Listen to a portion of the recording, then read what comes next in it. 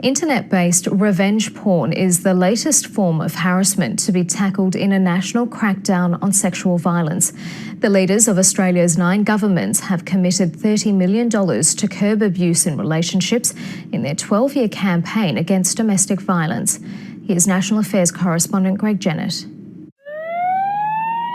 Only a fraction of assaults get emergency responses. A neighbour has called police after hearing screaming and crying. And most of the time, the damage is already done. When 2 women allegedly died at the hands of their partners.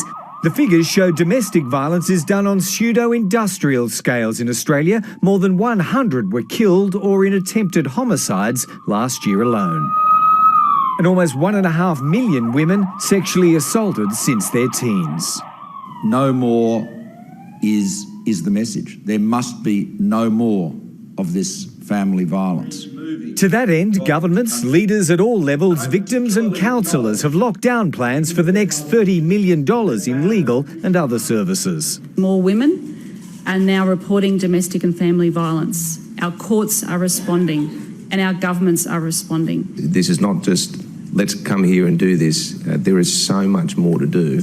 All up, the next phase of the long-range plan is worth $100 million, much of it for children, Indigenous communities, and dealing with the most modern form of abuse, revenge porn. Yes, we need common laws, but we also need common practice. This nationwide campaign is halfway through its 12-year life, and on the recorded figures, an overall reduction in the level of violence remains an elusive goal, which is why most of the $100 million being spent over the next 3 years is to reduce harm, if not the number of attacks. It's an issue of the keenest focus. We have not paid the attention to this issue that we should have in years past. That's the truth.